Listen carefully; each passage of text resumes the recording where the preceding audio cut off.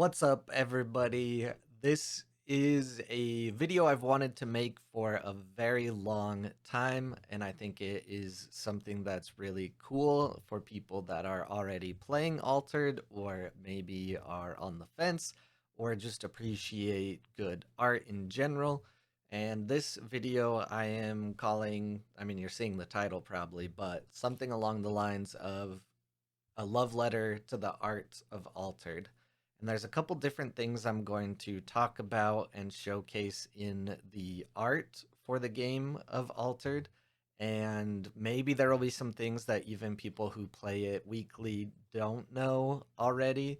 And then hopefully we have some greater appreciation for all of the love and attention that is put into the art of this game. So the three concepts that we're going to go over are progression from common to rare to unique and how the art changes, inclusion of characters in other cards, and the special effects in the foils of Altered. I've heard a lot of people talk about how they don't usually like foils, they're usually worried about foils, but a lot of praise is rightfully so given to the foils in Altered.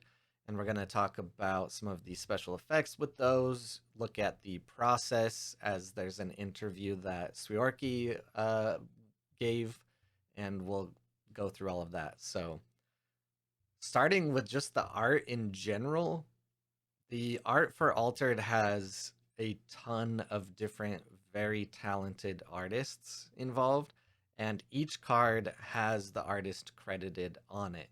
And you'll be able to see that throughout this video. So from my understanding, the game uses usually an art director, maybe a couple people on the art team full time, but then a lot of the time things are commissioned or they're working with specific artists for each set. And there is never any AI involved, and they have over 30 plus artists from basically all over the world. Sometimes you can see them at conventions, you can get different signings for your cards, and I'll insert some pictures here of some of the most recent ones at Worlds. I actually, it's going to take like 2 seconds, but it won't really be 2 seconds for you because this video is edited. I have a signed card that I'll show you real quick. So apologies if throughout this video I pronounce any of the artist names incorrectly. Like I said, it's artists from all over the world with different styles of names. Maybe it's their legal name, maybe it's a pseudonym, so forth. So Floral Tent is a card. The art was done by Zale, is how I would say it. And here is the foiled signed card that I have. And it's not just like a normal, signature. It's got some flair to it. And I saw them signing cards, and they usually do a lot of this stuff, so it's super cool. That was really just a intro into, how many different artists they work with. They're, humans, no AI art, and you can go and see a lot of the different art for yourself. But I wanted to really showcase something that I think is not talked about enough. And one of those things is the progression on the art going from common to unique. And there's a couple cards that I think showcase this really well, or are maybe my favorites. And so let's take a look at those real quick. So if you were not aware already, in Altered, there are currently commons, rares, and uniques, and the art progresses from the common to the unique in different ways depending on the card. So I have a couple personal favorites I'm going to go over. I asked the community, and I'll maybe give some shout outs to the cards that they have mentioned. But one of my favorites that we're going to look at first is Little Match Girl. I think the lore for this card kind of makes the art a lot more impactful as well. So if you don't know the lore, it might be worth reading. But basically, looking at it here, in the common, we see the little match girl here playing with those constructs, fireflies, it looks like in the common. And then in the rare, you see that they get closer and you see some butterflies. And it's to me, it's very subtle, which for the most part, the switch from the common to the rare is pretty subtle. But then when you get over to the unique, you see a lot more colors. You see some, red light trails and things coming off of the constructs. One of them even looks more like a bird than just a firefly or a butterfly. But you also see this ghostly figure putting her arms around the little match girl. And the first time I saw that unique, I was very surprised. And then reading the story makes a lot of sense. And I just really like that progression. One of the other ones that is my personal favorite is the Blade Dancer. So when we see the common, we see the Blade Dancer here with these, inky looking snake monsters surrounding her. But then going to the rare, the blades light up a little bit, and I really love the attention to detail here of the light coming off of the blades when they're lit up. And then the unique is one of the only arts in Altered that expressly has like violence, like pretty explicitly. There's things like Kraken's Wrath and stuff like that, and there's more subtle, violence in cards and things like that. Because the lore is actually really deep, and there's a lot of heart and sadness and strife and conflict. But you see the Blade Dancer here. I mean, doing what a blade dancer would do, dancing around, fighting with the blades. You look at her feet, kind of in like a ballet type movement, and then has some tattoos or glyphs that are lit up on her body, and then the flaming sword going into one of these smoky snake creatures. So just really cool. And then a couple others that the community pointed out are Medusa and Pelican and Aoife. One of the ones from the newest set that I think might have the best art in the game as a whole is the colorful cuckoo. And it is just so amazing. Even the common is like this really nice, pastel or whatever you would call it. Uh, what Watercolor, I guess, is probably the better term for it. Just colorful cuckoo. And then the rare switches to nighttime, and you see a similar style, but a little more vibrant in color. You see shooting stars, and it's like the whole galaxy around it. It's just so awesome. I love it. And then the unique is just like next level. The color typing changes. The galaxy is all this green and black instead of blue and purple, and there's still the shooting stars. And yeah, this art is just incredible. And for the colorful cuckoo, the artist is Sepio, and it's very, very good. So that was the first concept I wanted to talk about in Altered, is how the art progresses from common to unique. We will see different rarities in the future with like Exalted and Hexarchs and things like that. So it'll be really cool to see what else they put into art, in the form of progression. So, moving on to the inclusion of characters on other cards, I think this has happened pretty frequently in other TCGs, and especially if it's one with a, like famous IP. Of course, Avatar being the new Magic the Gathering set, of course, there's going to be some overlap and things like that. But with Altered being a story based on myths and legends and folklore, how they take those and intertwine them into their own unique story is really cool. And then how the characters interact with each other through the art is also really amazing. So, one of the favorites from basically anyone in the community is on Dorothy. So, we'll take a look at that card real quick. So we're kind of starting with the art of Dorothy to further explain the card that she appears in. So if you take a look at Dorothy's art, she's obviously, traversing worlds, going different places, some kind of teleportation or magic. This one freaking, she's coming out from the sea or going into the sea.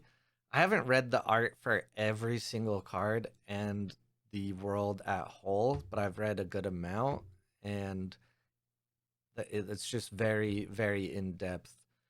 But you see Dorothy doing this. You also see her progress into having, more magic around her. The unique art is finally her with a little bit of a magical witch or wizards or, mage's hat, whatever you want to call it.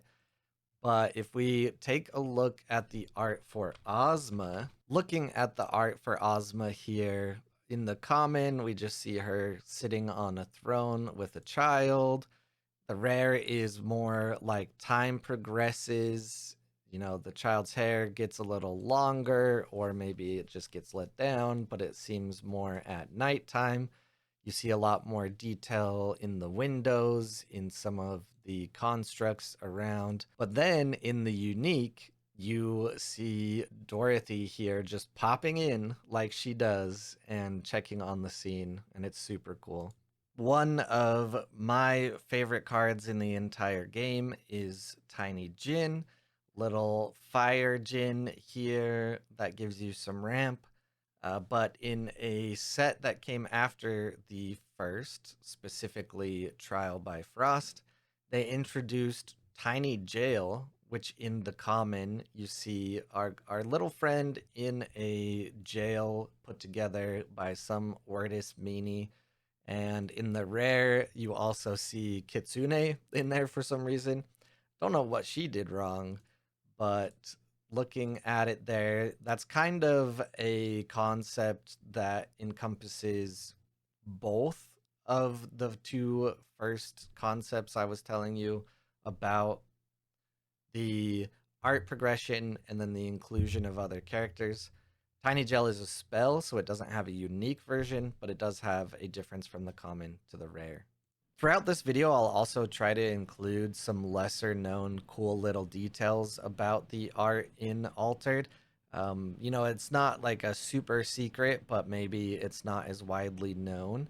And one of the cool things that incorporates what we're talking about right now with characters on other cards is if you look at the Achilles card, if you look at just the common card itself and not the expanded art, you'll see an arm in the lower right corner of that card. And you don't really, know what's going on there. When you go to the rare, you see a little bit more of the person, and the unique has the person change to having a cape on them, and Achilles, gets all powered up and Super Saiyan.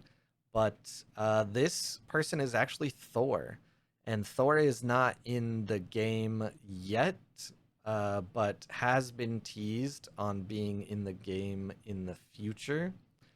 And when we see it, we'll have to see what he looks like in his own card. One of the other cool little secret facts here, when you look at the Ortis Attorney card, you'll see a woman that has golden hair and also has a little bear around her belt. And this is actually Goldilocks. So it is one of those kind of secret details that is lesser known, but if you take a look at the art and you look closely, you can see how it makes a lot of sense. So far, we've talked about progression from common to rare to unique. We've talked about characters being included in other cards. Let me know if there are some that you think I missed that are, really great examples of both of those concepts. And what I wanted to close this video out with was talking about the foils. I think the foils are a very special part of Altered, and a lot of time and attention goes into them. Not only are they really good quality, but there are also special effects hidden in a bunch of the cards. And I will try my best to show them on camera. It's a little hard, you have to get the camera to view it right and then bounce off of it, lighting, blah blah blah, all of that. But first, let's take a look at a interview with Swerky, who is the one that works on the foils. So this is an interview that Game or Not did with Swerky, who is the foil master at Equinox. And I just thought there's some really cool details in here. I'm just going to point out a couple cool things, and then I'm going to link the article in the description so that you can go ahead and read further. So I just wanted to point out this part on the process. After that, our illustrations often arrive in RGB, a color format adapted to the multimedia world, but since we print them, they are required to be in CMYK color format. Sometimes the illustrations end up damaged because some of the chosen colors aren't compatible. So it's up to me to fix it and preserve its essence and original quality. Here too, it can take more or less time depending on the amount of editing required.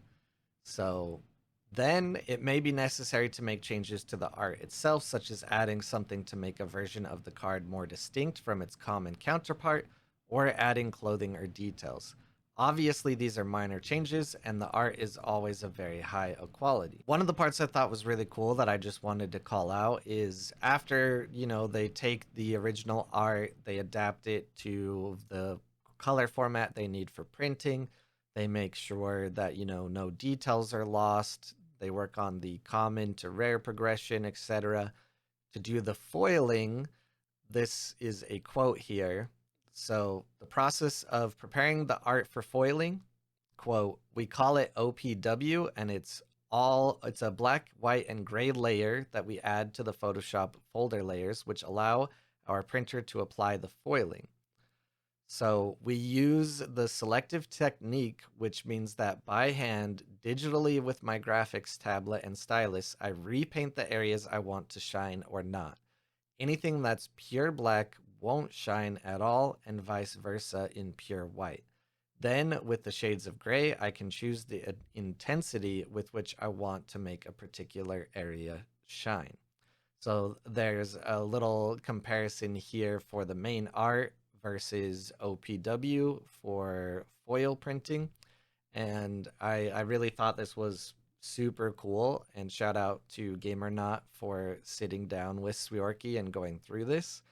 And the other part of this process, and he has a good picture here, is adding little extra details when they do this process.